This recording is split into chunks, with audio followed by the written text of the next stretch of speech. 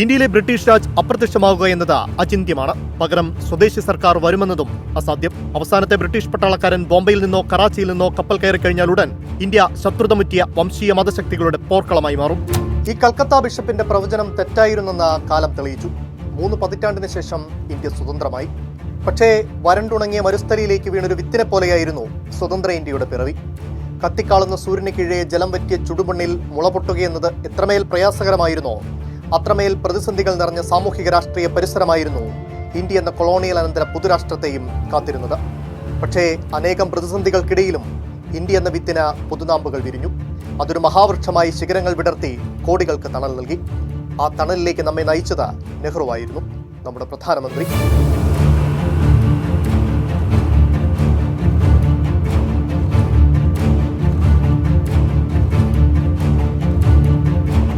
ഒരു ആധുനിക രാഷ്ട്ര നേതാവിനും സഞ്ചരിക്കേണ്ടി വന്നിട്ടില്ലാത്തത്ര ദുർഘടമായ പാതയിലൂടെയായിരുന്നു നെഹ്റുവിന് സഞ്ചരിക്കേണ്ടി വന്നത്. രാജ്യം സ്വതന്ത്രമായെങ്കിലും അത് രണ്ടായി കീറുമുറിക്കപ്പെട്ടു. വർഗീയ ലഹളകളിൽ സിന്ധുവും ഗംഗയും യമുനയും ചുമന്നൊഴുകി. പഞ്ചാബിലെ ഗോതമ്പ് പാടങ്ങളിൽ മനുഷ്യമാംസം വീണൊഴുകി. പട്ടിണിയിലായ രാജ്യത്തേക്ക് വിശന്നൊട്ടിയ വയറും രോഗാതുരമായ ശരീരങ്ങളുമായി അഭയാർത്ഥികൾ പ്രവഹിച്ചുകൊണ്ടേയിരുന്നു. ഇന്ത്യ എന്ന ഒറ്റ ആശയത്തിൽ വ്യത്യസ്തങ്ങളായ 500-ലധികം നാട്ടുരാജ്യങ്ങളെ കണ്ണിചേർക്കണമായിരുന്നു. കശ്മീർ മുതൽ കന്യാകുമാരി വരെ ഭാഷയിലും സംസ്കാരത്തിലും വിശ്വാസങ്ങളിലും വൈവിധ്യങ്ങൾ നിറഞ്ഞിരുന്ന ജനതയെ വിശ്വാസത്തിലെടുക്കും വിധം ഒരു ഭരണഘടനയ്ക്ക് രൂപം നൽകണമായിരുന്നു. കൊടുമ്പിരി കൊണ്ടിരുന്ന ശീതസമരകാലത്ത് അനുയോജ്യമായൊരു വിദേശ നയം കെട്ടിപ്പടുക്കണമായിരുന്നു. എല്ലാത്തിനെയും നെഹ്റു നേരിട്ടത് തന്നിൽ രൂഢമൂലമായിരുന്ന 4 കാഴ്ചപ്പാടുകളെ മുൻനിർത്തിയാണ്. മതനിരപേക്ഷത, ജനാധിപത്യം, സോഷ്യലിസ്റ്റ് സമ്പദ്ശാസ്ത്രം, ചേരിചേരായ്മ എന്ന വിദേശ നയം. വിഭജനത്തോടെ വർഗീയ സംഘർഷം രൂക്ഷമായി. പാകിസ്ഥാനിൽ അനേകം ഹിന്ദുക്കളും സിഖുകാരും കൊല ചെയ്യപ്പെട്ടു. ഇന്ത്യയിൽ മുസ്ലിം വേട്ടയും. കാൽനടയായും കാളവണ്ടികളിലും തീവണ്ടികളിലും ഇരു രാജ്യങ്ങളിലേക്കും അഭയാർത്ഥികൾ സഞ്ചരിച്ചു കൊണ്ടേയിരുന്നു. ഏതാണ്ട് 1 ലക്ഷത്തിലധികം വരുന്ന അഭയാർത്ഥികൾ ജലന്ധറിൽ നിന്ന് ലാഹോറിലേക്കുള്ള യാത്രയിലായിരുന്നു. അവർക്ക് കടന്നു പോകേണ്ട അമൃത്സർ പട്ടണത്തിലാകട്ടെ പാകിസ്ഥാനിൽ നിന്നെത്തിയ 70,000-ലധികം അഭയാർത്ഥികൾ തമ്പടിച്ചിരുന്നു. ഇരുകൂട്ടരും നേർക്കുനേർ വരുന്ന സാഹചര്യം ആലോചിക്കാൻ പോലുമായിരുന്നില്ല. മനുഷ്യന് യുക്തി നഷ്ടപ്പെടുകയും മതഭ്രാന്ത് തലയ്ക്ക് പിടിക്കുകയും ചെയ്യുന്ന സമയം. 2 കൂട്ടരും കണ്ടുമുട്ടുന്നത് ഒഴിവാക്കാൻ അമൃത്സർ നഗരത്തിൽ പ്രവേശിക്കാതെ കടന്നുപോകുന്ന ഒരു താൽക്കാലിക റോഡ് ഉടനടി നിർമ്മിക്കാൻ നെഹ്റു ഉത്തരവിട്ടു. ആസന്നമായൊരു വലിയ രക്തച്ചൊരിച്ചിൽ അങ്ങനെ ഒഴിവായി. 1947 നവംബർ 23-ന് നെഹ്റുവിന്റെയും ഗാന്ധിജിയുടെയും നേതൃത്വത്തിൽ അഖിലേന്ത്യാ കോൺഗ്രസ് കമ്മിറ്റി ഒരു പ്രമേയം പാസാക്കി. അതിന്റെ ഉള്ളടക്കം ഇതായിരുന്നു: പാകിസ്ഥാനിലെ സ്ഥിതി എന്തായിരുന്നാലും ഇന്ത്യയിൽ ഏത് മതത്തിൽപ്പെട്ടവർക്കും ഭരണകൂട സംരക്ഷണം ലഭിക്കും. ഇന്ത്യയിലെ ന്യൂനപക്ഷങ്ങളെ കഴിവിന്റെ പരമാവധി സംരക്ഷിക്കുകയും അവരുടെ പൗരാവകാശങ്ങൾ ധ്വംസിക്കുന്നത് തടയുകയും ചെയ്യും. പാക് പഞ്ചാബിൽ നിന്നുള്ള അഭയാർത്ഥികൾ ഇന്ത്യയിൽ അവശേഷിച്ച മുസ്ലിങ്ങളോട് പകരം വീട്ടാൻ മുറവിളി കൂട്ടുന്നതറിഞ്ഞ നെഹ്റു ആഭ്യന്തരമന്ത്രിയായിരുന്ന പട്ടേലിന് എഴുതി. പാകിസ്ഥാനിൽ ഹിന്ദുക്കൾ ശിക്ഷിക്കപ്പെടുന്നുവെന്ന കാരണത്താൽ ഇന്ത്യയിൽ മുസ്ലിങ്ങൾ വേട്ടയാടപ്പെടാൻ പാടില്ല. കാരണം ഇന്ത്യ പാകിസ്ഥാന്റെ ദർപ്പണ പ്രതിരൂപമല്ല, ഇസ്ലാമിക രാഷ്ട്രത്തിന് പകരമായുള്ള ഹിന്ദു രാഷ്ട്രവുമല്ല. നമ്മുടെ മതേതരാദർശങ്ങൾ ഇന്ത്യയിലെ മുസ്ലിം പൗരന്മാരോടുള്ള ഉത്തരവാദിത്തത്തെ ഊട്ടിയുറപ്പിക്കുന്നതായിരിക്കണം. വർഗീയ കലാപങ്ങൾക്കെതിരെ രാജ്യത്തുടനീളം സഞ്ചരിച്ചു പോരാടിയ ഗാന്ധി അതേ കാരണത്താൽ വധിക്കപ്പെട്ടു. തൂക്കിലേറ്റു മുൻപ് തന്റെ കൃത്യത്തെക്കുറിച്ച് ഗാന്ധിഘാതകൻ ഗോഡ്സെ പറഞ്ഞതിങ്ങനെയാണ്: അവസാനമായി ഗാന്ധി മുസ്ലിങ്ങൾക്ക് വേണ്ടി നടത്തിയ ഉപവാസത്തോടെ ഒരു കാര്യം എനിക്ക് തീർച്ചയായി, ഗാന്ധി ഇനി അവശേഷിച്ചുകൂടാ. ഇതായിരുന്നു ഗോഡ്സെ പറഞ്ഞു വെച്ചത്. ഗാന്ധിയുടെ ചിതാഭസ്മം ഗംഗയിൽ ഒഴുക്കിയ ശേഷം നെഹ്റു ഗോഡ്സെയ്ക്കും അയാളെ നയിക്കുന്ന പ്രത്യയശാസ്ത്രത്തിനും നൽകിയ മറുപടി നമ്മുടെ യുഗത്തിലെ ഏറ്റവും മഹാനായ വ്യക്തിയുടെ മരണത്തിനിടയാക്കിയ വർഗീയത എന്ന മാരക വിഷയത്തിനെതിരെ ഇന്ത്യക്കാർ ഒരുമിച്ച് നിലകൊള്ളുമെന്നാണ്. 1952 തെരഞ്ഞെടുപ്പ് ഘട്ടത്തിൽ ഡൽഹിയിൽ തടിച്ചുകൂടിയവരോട് നെഹ്റു പ്രസംഗിച്ചു: മതത്തിന്റെ പേരിൽ ഏതെങ്കിലും ഒരാൾ മറ്റൊരു വ്യക്തിക്ക് നേരെ തല്ലാൻ വേണ്ടി കൈ ഉയർത്തിയാൽ എന്റെ അന്തിമ ശ്വാസം വരെയും അയാൾക്കെതിരെ സർക്കാർ തലപ്പത്തിരുന്നും അല്ലാതെയും ഞാൻ പൊരുതും. ഇങ്ങനെ ഇന്ത്യയിലെ മുസ്ലിങ്ങൾക്ക് കൂടുതൽ സുരക്ഷിത ബോധം നൽകേണ്ട ഉത്തരവാദിത്വം കോൺഗ്രസിനും സർക്കാരിനുമാണെന്ന് അദ്ദേഹം ആവർത്തിച്ചു പറഞ്ഞു. രാജ്യത്തെ ഏറ്റവും ജനകീയനായ നേതാവിന്റെ വാക്കുകളെ ജനം സ്വീകരിച്ചു. പ്രതിലോമ ശക്തികൾ എത്ര ശ്രമിച്ചിട്ടും ഇന്ത്യൻ മതനിരപേക്ഷതയുടെ ആണിക്കല്ലിളക്കാൻ സാധിച്ചില്ല. ജനാധിപത്യമെന്ന ഉന്നത രാഷ്ട്രീയ വ്യവസ്ഥിതിയോടുള്ള നെഹ്റുവിന്റെ കൂറും നമ്മെ നാമാക്കി മാറ്റുന്നതിൽ നിർണായകമായി. രാജ്യത്തെ ഏറ്റവും ജനകീയനായ നേതാവ്, ഗാന്ധി തിരഞ്ഞെടുത്ത രാഷ്ട്രീയ അനന്തരാവകാശി, ഇന്ത്യയെ സ്വാതന്ത്ര്യത്തിലേക്ക് കൈപിടിച്ചുയർത്തിയ ഇന്ത്യൻ നാഷണൽ കോൺഗ്രസ് എന്ന പാർട്ടിയുടെ വലുപ്പവും അതിന്റെ സ്വാധീനവും, പാർലമെന്റിലെ മൃഗീയ ഭൂരിപക്ഷം, ഒരു സ്വേച്ഛാധിപതിയാകാനുള്ള എല്ലാ അനുകൂല ഘടകങ്ങളും ചുറ്റുമുണ്ടായിരുന്നെങ്കിലും അതൊന്നും നെഹ്റുവിനെ മത്തുപിടിപ്പിച്ചില്ല. ഹിന്ദി ഭാഷ അറിയാത്ത പ്രദേശങ്ങളിലും അത് അടിച്ചേൽപ്പിക്കാനുള്ള പാർട്ടി അധ്യക്ഷൻ പുരുഷോത്തം ദാസ് ടണ്ടന്റെ ഉൾപ്പെടെയുള്ള നീക്കത്തെ നെഹ്റു കർശനമായി എതിർത്തത് ഇതിന്റെ ഉദാഹരണം മാത്രമാണ്. പുതുതായി സ്വാതന്ത്ര്യം നേടിയ പല രാജ്യങ്ങളും ഏകാധിപത്യ ഭരണത്തിലേക്ക് നീങ്ങിയപ്പോൾ നെഹ്റു ഇന്ത്യയിൽ തെരഞ്ഞെടുപ്പിനുള്ള തയ്യാറെടുപ്പുകൾ തുടങ്ങിക്കഴിഞ്ഞിരുന്നു. പാശ്ചാത്യ നാടുകളിലടക്കം വോട്ടവകാശം സ്വത്തുടമകൾക്കും സമ്പന്നർക്കും പരിമിതപ്പെടുത്തിയിരുന്ന കാലത്ത് ഇന്ത്യയിൽ സാർവത്രിക പ്രായപൂർത്തി വോട്ടവകാശം നടപ്പാക്കി. മറ്റേതൊരു ദേശീയ നേതാവിനേക്കാളും ബഹുകക്ഷി സംവിധാനത്തെ അദ്ദേഹം ഉയർത്തിപ്പിടിച്ചു. പത്രസ്വാതന്ത്ര്യത്തെയും നീതിന്യായ വ്യവസ്ഥയുടെ സ്വാതന്ത്ര്യത്തെയും ബഹുമാനിച്ചു. താൻ 100% ഉത്തരവാദിത്വം പുലർത്തേണ്ടുന്ന പരമപ്രധാനമായ വേദിയാണ് പാർലമെന്റ് എന്ന് അദ്ദേഹം ഉറച്ചു വിശ്വസിച്ചു. പാർലമെന്റിൽ മണിക്കൂറുകളോളം ചെലവിട്ടു. ചോദ്യോത്തരവേളകളിൽ സജീവമായി. ജനപ്രതിനിധികളുടെ ചോദ്യങ്ങളെ നേരിട്ടു. മുഖ്യമന്ത്രിമാരുമായി, അത് കോൺഗ്രസ് ഇതര സർക്കാരുകളുടേതാണെങ്കിൽ കൂടി, നിരന്തരം ആശയവിനിമയം നടത്തി. അതിൽ ദേശീയവും അന്തർദേശീയവുമായ വിഷയങ്ങൾ ചർച്ചയായി. 1959 കേരളത്തിലെ കമ്മ്യൂണിസ്റ്റ് സർക്കാരിനെ പിരിച്ചുവിട്ടത് മാത്രമാണ് നെഹ്റുവിന്റെ ജനാധിപത്യ ബോധ്യത്തിന് അപവാദമായി ചൂണ്ടിക്കാണിക്കുവാനായിട്ടുള്ളത്.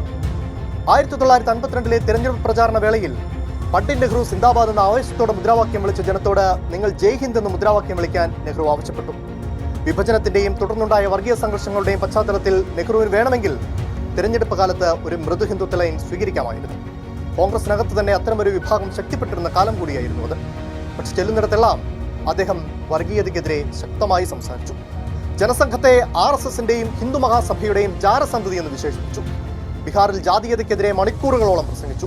അംബാലയിലെ സ്ത്രീകളോട് പർദ്ദ വലിച്ചെറിഞ്ഞ് രാഷ്ട്ര നിർമ്മാണത്തിനായി മുന്നോട്ട് വരാൻ ആഹ്വാനം ചെയ്തു.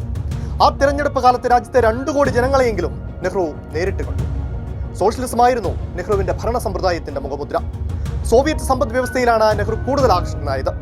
സ്വകാര്യ സ്വത്തിനേക്കാൾ നീതിപൂർവമായത് സർക്കാർ ഉടമസ്ഥതയാണെന്നും കമ്പോള ആസൂത്രണത്തെക്കാൾ മികച്ചത് ഗവൺമെന്റ് ആസൂത്രണമാണെന്നും അദ്ദേഹം വിശ്വസിച്ചു. അമേരിക്കൻ മുതലാളിത്തം അടിമത്തത്തിലേക്കും ഗുണ്ടായസത്തിലേക്കും ഭീമമായ സാമ്പത്തിക ഉച്ചനീചത്വങ്ങളിലേക്കുമാണ് അവരുടെ ജനതയെയും ലോകത്തെയും നയിച്ചതെന്ന ഗ്ലിംസസ് ഓഫ് വേൾഡ് ഹിസ്റ്ററി എന്ന പുസ്തകത്തിൽ നെഹ്റു എഴുതുന്നു. ഇന്ത്യയിലെ മുതലാളിത്തവും ഏതാനും ചില ആളുകളിൽ മാത്രം കേന്ദ്രീകരിക്കുന്നതാണെന്ന ഉത്തമ ബോധ്യം നമ്മുടെ ആദ്യ പ്രധാനമന്ത്രിക്കുണ്ടായിരുന്നു. അതിനാൽ തന്നെ റെയിൽവേ, ആണവോർജം, പ്രതിരോധ നിർമ്മാണ രംഗം, കൽക്കരി, ഉരുക്ക്, കപ്പൽ നിർമ്മാണം, വാർത്താവിനിമയം തുടങ്ങിയ തന്ത്രപ്രധാന മേഖലകൾ സർക്കാരിന്റെ നിയന്ത്രണത്തിൽ തന്നെ തുടർന്നു. ഉരുക്ക് വ്യവസായം പോലുള്ള വൻകിട സംരംഭങ്ങളിൽ നിക്ഷേപിക്കാൻ സ്വകാര്യ മേഖലയ്ക്ക് മാത്രമേ സാധിക്കൂ എന്ന് പാശ്ചാത്യ രാജ്യങ്ങൾ നിർബന്ധം പുലർത്തിയിരുന്ന കാലത്താണ് നെഹ്റു അവ പൊതുമേഖലയിൽ ആരംഭിക്കുന്നത്. അദ്ദേഹത്തിന്റെ കാഴ്ചപ്പാടിൽ സാധാരണ ജനങ്ങളുടെ ക്ഷേമമെന്നത് സർക്കാരിൽ മാത്രം നിക്ഷിപ്തമായ കടമയായിരുന്നു. സാധാരണക്കാരന് ഉപകരിക്കുന്നതും എന്നാൽ കുത്തകകൾക്ക് ലാഭമില്ലാത്തതുമായ മേഖലകളിൽ നിന്ന് സ്വകാര്യ മൂലധനം വിട്ടുനിൽക്കുന്നത് സ്വാഭാവികമാണ്. കൃഷി, അടിസ്ഥാന സൗകര്യം തുടങ്ങിയ അത്തരം മേഖലകളിൽ നെഹ്റു സർക്കാർ വിഭവ നിക്ഷേപം നടത്തി. ആധുനിക ഇന്ത്യയുടെ ദേവാലയങ്ങളെന്ന് നെഹ്റു തന്നെ വിശേഷിപ്പിച്ച അണക്കെട്ടുകളുടെ നിർമ്മാണം ഏറെ പ്രാധാന്യത്തോടെ നടപ്പാക്കി. അവ ഒരു വശത്ത് കൃഷിയെ കാലവർഷത്തിന്റെ ഏകാധിപത്യത്തിൽ നിന്ന് മോചിപ്പിക്കുകയും പുതിയ വ്യവസായങ്ങൾ നടത്താൻ ആവശ്യമായ വൈദ്യുതോർജ്ജം ലഭ്യമാക്കുകയും ചെയ്തു. ജലസേചനവും രാസവള ലഭ്യതയും കാർഷികോൽപാദനക്ഷമത വർദ്ധിപ്പിച്ചു. രാജ്യത്തിന്റെ വ്യവസായവൽക്കരണത്തിൽ ശാസ്ത്ര സാങ്കേതിക വിദ്യയ്ക്കുള്ള പങ്കിലും നെഹ്റുവിന് സംശയമില്ലായിരുന്നു. ഇന്ത്യ പോലൊരു അവികസിത രാജ്യത്ത് ശാസ്ത്രത്തെ വികസനത്തിന്റെ കളിക്കൂട്ടുകാരിയാക്കണമെന്ന് അദ്ദേഹം എഴുതി. ശാസ്ത്രീയമായ സാമഗ്രികളുടെയും അറിവിന്റെയും കാര്യത്തിൽ വിദേശ രാജ്യങ്ങളെ ആശ്രയിക്കുന്നത് കുറയ്ക്കണമെന്ന വാശി നെഹ്റുവിനുണ്ടായിരുന്നു. 1954 64 ഇടയിൽ 5 ഇന്ത്യൻ ഇൻസ്റ്റിറ്റ്യൂട്ട് ഓഫ് ടെക്നോളജികൾ ആരംഭിച്ചു. ആണവോർജ commission, Indian school of mines, all India institute of medical science, Bhabha atomic research centre, physical research laboratory, Indian space research organisation തുടങ്ങിയ സ്ഥാപനങ്ങൾ ഭാവി ഇന്ത്യയുടെ കുതിപ്പിന് എങ്ങനെ സഹായിച്ചു എന്ന് നാം അനുഭവിച്ചറിഞ്ഞതാണ്.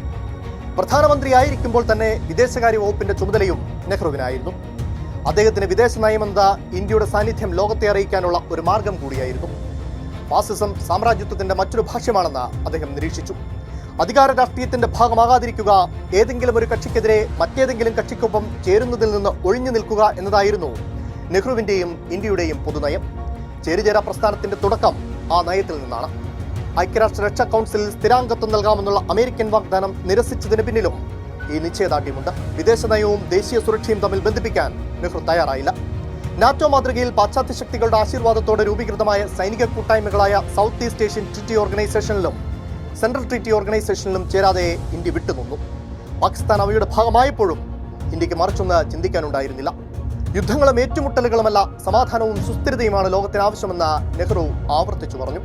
രാഷ്ട്രങ്ങളുടെ പരമാധികാരത്തോടുള്ള ബഹുമാനം, അനാക്രമണം, ആഭ്യന്തര കാര്യങ്ങളിൽ ഇടപെടാതിരിക്കൽ, സമത്വം, സമാധാനപൂർണമായ സഹവർത്തിത്വം എന്നിവയിലൂന്നിയ പഞ്ചശീല തത്വങ്ങൾ നെഹ്റുവിന്റെ ഇന്ത്യ ലോകത്തിന് മുന്നിൽ വെച്ച മഹത്തായ കാഴ്ചപ്പാടാണ്. ഏതെങ്കിലും ഒരു വൻ ശക്തിയുടെ വിനീത വിധേയരായി നിൽക്കാൻ ഇന്ത്യ തീരുമാനിച്ചിരുന്നെങ്കിൽ ആഗോള രാഷ്ട്രീയ വ്യവസ്ഥയിൽ ഇന്ന് നാം കാണുന്ന സ്വീകാര്യത നമുക്ക് ലഭിക്കുമായിരുന്നില്ല. ജവഹർലാൽ നെഹ്റു ഇന്ന് പലർക്കും അനഭിമതനാണ്. തങ്ങളുടെ രാഷ്ട്രീയ ലക്ഷ്യങ്ങൾ നേടിയെടുക്കുന്നതിന് മുന്നിൽ വലിയൊരു മതിൽക്കെട്ടായി നെഹ്റുവിന്റെ മതനിരപേക്ഷ സോഷ്യലിസ്റ്റ് ചിന്താധാരകൾ ഇന്നും നിലകൊള്ളുന്നുവെന്നതാണ് ആ വെറുപ്പിന് കാരണം. എത്ര മായ്ച്ചു കളയുവാൻ ശ്രമിച്ചാലും എത്ര വ്യാജങ്ങൾ പ്രചരിപ്പിച്ചാലും നെഹ്റുവിയൻ മൂല്യങ്ങൾ ഇന്ത്യയുടെ വെളിച്ചമായി വഴിവിളക്കായി നിലനിൽക്കുമെന്നതിൽ തർക്കമില്ല.